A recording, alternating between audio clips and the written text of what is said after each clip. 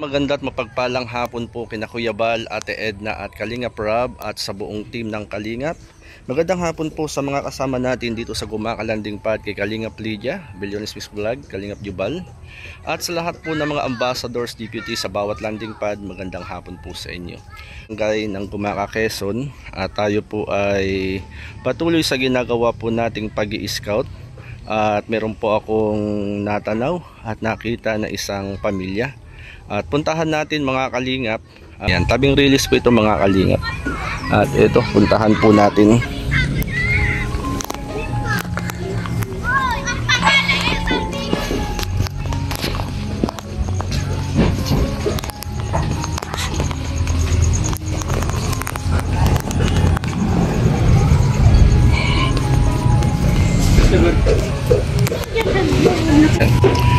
Yan, magandang hapon po nanay. Magandang hapon din po. Nay, kumusta na kayo nanay? Ito po na ka-upo mo at nagbabantay ditong sa asawa kong may sakit. May sakit po yung asawa po ninyo. Opo. Nanay, anong pangalan niyo? Lydia Lagutin po. Yan, Kalinog Lagutin po. Nanay Lydia Lagutin. Ilan taon na si Nanay Lydia? 67 po. 67 na. Opo. Senior na si nanay, ano? Opo. Ay, si tatay, anong pangalan ni tatay? Norberto Lagutin po. Ilang taon na po si tatay? 72 po. Mas may edad sa inyo, ano ho? Oh, panganay po sa akin ng 4 na taon yun. Kumusta naman kayo nanay dito? Ito po, kasi awa po ng pag ako na naman po dahil isa po akong, kahit ako po babae, nagkakaingin po ako, nagtatanim-tanim po ako ng kamuti, San Fernando, saka balingoy. Ngayon po, yung balingoy, binibinta ko para magkaroon naman po kami ng bigas. Yun po pala. Saan kayo nanay? Nagtatanim, nagkakaingin? Opo, nagkakaingin po ako. Saan pong lugar? Diyan po sa may tower, sa tapat na yung tower na yan na malaki dyan sa Lupa po ninyo? Hindi po, nakikitanim lang nakikitanim lang po Wala kayo. po kami ditong pag-aari ng lupa.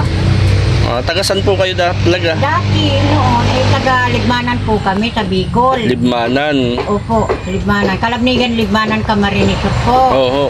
Tapos, nung talaga pong mahirap ang pamumuhay din po doon sa sa Libmanan. Kalabnigan, opo. Ay nagpasya po dito dahil dahil may kamag-anak naman po dito ang asawa ko. Nasabi naman daw, maganda po dito daw ang pagtatanim, kaya kami po pumasya, maglipat po dito. Yun po kaya po pagtatanim ang hanap buhay ko ngayon. Ilan po ang anak nanay? 8 po ang anak ko, pero lahat na po yung may asawa. May asawa. Andito po lahat yung mga anak niyo? Nasa trabaho, kung saan po nagtatrabaho din po sa construction meron sa Antipolo ay sa... May kasama kayong anak dito? Wala po, panay po yan Panay nasa malayong lugar po. Ay nabibigyan naman kayo nanay? Ay pag pag talagang walang-wala po akong ay naghihingi naman po ako. Pero ang paghingi ko po, kung magkano naman po ang binibigay niya, hindi naman po ako nagpipili. Dahil kanya-kanya po kasi may pamilya. Opo. Kumbaga nahihiyaman po ako sa mga manugang ko na masyado. Totoo po Kahit yun. naman po tinutulungan po ako ng kahit naman po hindi madadamot yung mga manugang ko, siyempre nahihiya din po ako. Ang sipag ninyo, kayo nagtatanim pa, nagkakaingin pa. Opo, kakaingin po, nagagamas ako, tapos sa nagagamasan ko, tinataniman ko na po para hindi masayang. Masayang. Nanay, ba't parang may mga rito? Ano ho yan? Ay, alin po itong... Parang may ginugupit kayo dyan. Ito naman, may project po sa barangay. Ito, ang isang daw pong, tuwing 1 kilo, pinapalit daw po ng bigas. Pero hindi pa po ako nakakapit. Nagsisimula pa lang po. Nagsisimula pa lang kayo magupit. Nagsisimula pa lang po ako. 1 kilo niyan, 1 kilong bigas. Opo. Ay, may 1 kilo na yan, nanay? May 1 kilo na po itong dalawang ito. Tigka kalahati. Ay, may 1 kilong bigas na kayo. Di ba? Mahal ang kilo ng bigas ngayon. Ito po ang ginagawa ko sa mga plastic-plastic. Ipapakita ko po sa inyo. Ay, nanay, pinamumulot nyo. Yan pala. Bigugupit-gupit ko.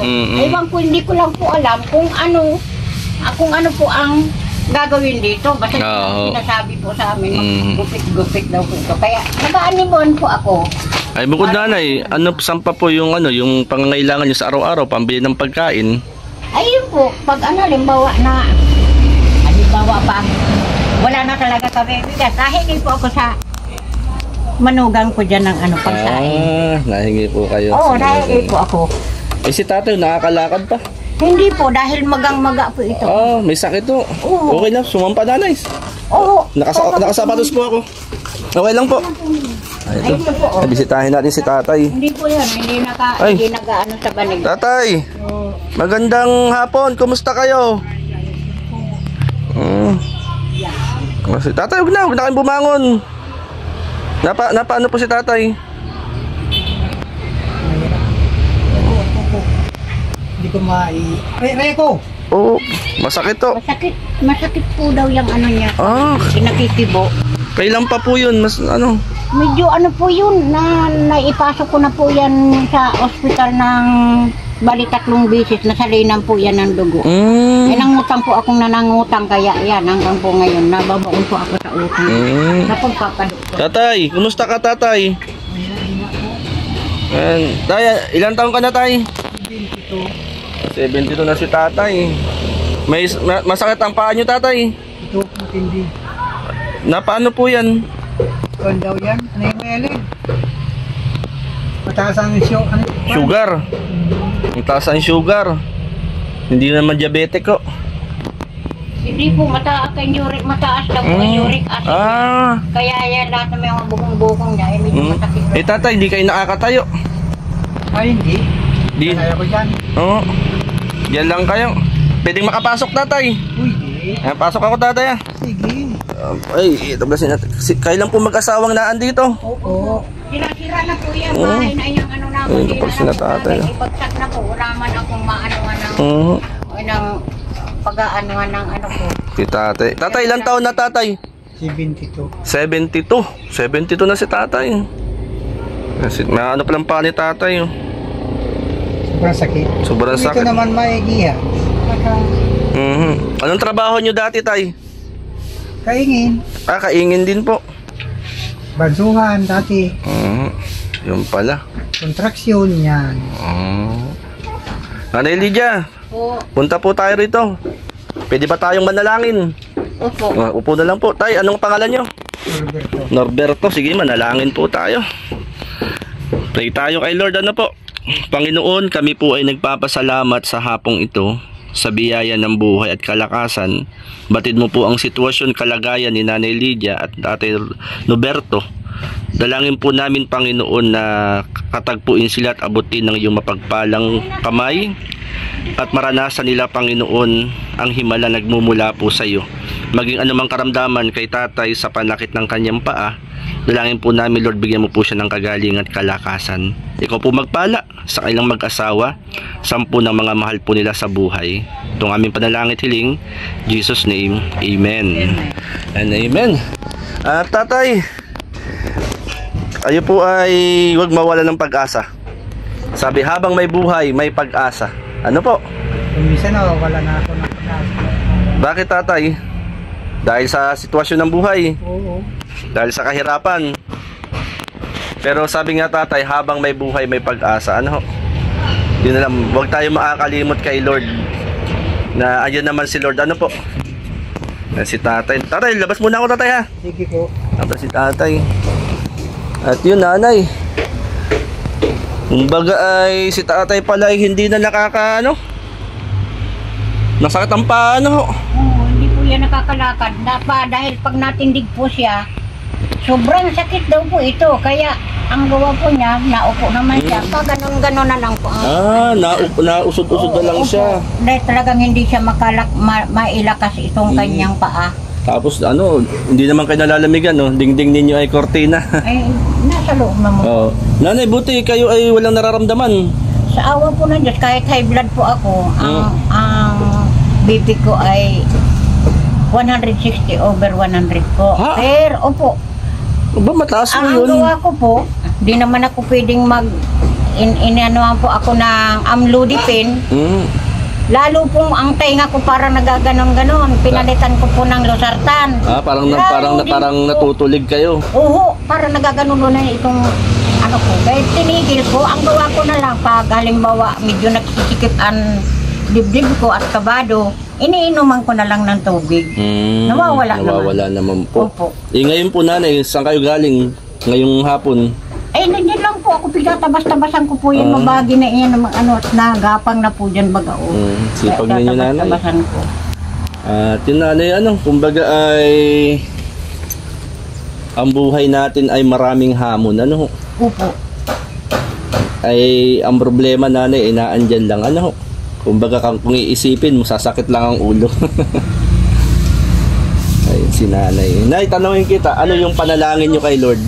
Ayun po, nananalangin po ako na sana po, kahit naman po ganitong naghihirap-hirap. Wag sana po talagang magkasakit ako na, ay katulad ng asawa ko, may sakit, hindi na masyadong makakibo at kaya nasisikap na lang ako na lang ang lahat ng trabaho. Yung panalangin ko po, wag naman akong bigyan sana po ng matinding karamdaman na ganito po ang buhay ko. Nakalakas ang kalusugan ninyo, Kaya si tatay, nakakawa si tatay, kumbaga hindi siya nakakatayo dahil sa nararamdaman niya sa kanyang binti, Opo. Ano rin pala siya dati nagtatanim, nagkakaingin. Iyon po ang hanap buhay po namin talaga, nagkakaingin po talaga kami, tatanim-tanim para yun lang po ang talaga naman po. Hindi naman po makapagtrabaho na kung ang construction at medyo ay yan po, senior citizen na. Hindi na po, wala na pong umako. Saan kayo nagsasaing na Kalan po. Doon po sa loob. Opo. Kusina. Giba na nga po ang kusina namin. Pero Inaanong masyado ang nabanggit nyo kanina, kapag wala kayong maisaing ay nanghihingi kayo doon sa Opo, ayan po. Inihingian ko po yan. Mabuti. Salamat sa manugang yung mabait. Ayan po, talaga. Nanginginig po. Ate, ikaw palang manugang ni Nanay Lydia. Ayan, salamat may manugang. Kaya nga po. Si ate. Ate, anong pangalan mo ate? Juliet po. Si Ate Juliet, ang manugang ni Nanay Lydia. Yan si Nanay Lydia. At ako nga po ay naghahanap ng pwedeng makausap mga senior citizen at matanong ang kalagayan sa buhay ng bawat isa. Yung kagaya nga po na nabanggit ko Nanay Lydia, hindi naman ako nangangako ng anuman tulong. Opo.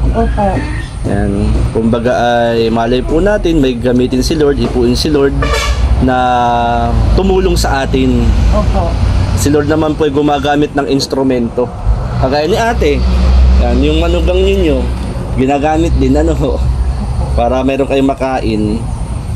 Yan, sa mahal ng bilihin ngayon, Ay, opo, talaga. Nagkano ang kilo ng bigas ngayon? Dito po sa 60 po ang kilo dito. 60 ang isang kilo. Opo, 60. Kaya mahirap po, halimbawa, kung hindi ako tsaka kung halimbawa hindi ako mabigyan niya ng ay 60. Magkano kinikita nyo nanay sa pagtitinda ng gulay? Wala po akong mga tanim na gulay ngayon dahil nagsira po yung sa ulan. Kaya wala po. Paano ngayon? Paano yung pang-araw-araw ninyo? Yun po, pag yan ang asawa niya nagtatrabaho, binibigyan binibigyan po po kayo. Salamat. Saka yung isang anak ko dyan na nagtatrabaho sa Sampalo, yan, nagpapadala man po yun. Ano lang po nanay, kumbaga sabi nga ay huwag tayong mawawalan ng pag-asa, na habang may buhay ay may pag-asa. Kasi tatay kumbaga ay gustuhin man niyang makatayo ay dahil sa kanyang nararamdaman sa kanyang mga binti. Ayan. Sige nanay, sandali lang po nanay. Ako po ay may kukuhain lang po at nawa makatulong po sa inyo yung akin pong ibibigay. Sandali po nanay. Ate, diyan ka lang ate. Ayan mga kalingap, tayo po ay nakilala natin si Nanay Lydia at nakita natin ang sitwasyon at kalagayan ng kanila pong mga buhay. Tayo po ay tabing kalsada lang po ito. Wala po tayong bigas at grocery. Bigyan po natin sila mga kalingap. Ito, may dala tayong grocery. at bigas galing sa Forever Young. Bili natin kina nanay. Isang Kuya Bal, marami po natutulungan at dapat tumatagal. Lumalawak ang paglingap, biyayan dala-dala at hindi na mawawala. Ikaw Yan lang po yung bahay ni nanay, mga kalingap. walang katumbas ang dinulot mo saya sa mga taong tinulungan mong hindi naging. Yan ate, magandang hapon uli sa iyo. Kahit di mo Nay, magandang hapon po uli. Meron po ang gustong iabot sa inyo nanay. Para sa inyo nanay. Yan, bigas, nay. At Salamat po. grocery to nanay, oh. Ito, tingnan nga natin na kung ano laman nga yan. Galing po yan nanay sa mga kaibigan natin tumutulong sa Forever Young. Kina Ate Irene DB, Yay, Ate Pardo B, and Kalingap Super Mario. Yan kina Tita Inday PB, Ate Dol. Ayan nanay, may tinapay pang almusal. May tinapay nga ba? Tinapay nga, no? Ayan, saka may noodles. Opo. Nagno-noodles ba kayo, nay? Opo. At yan, may mga noodles pala ho dyan.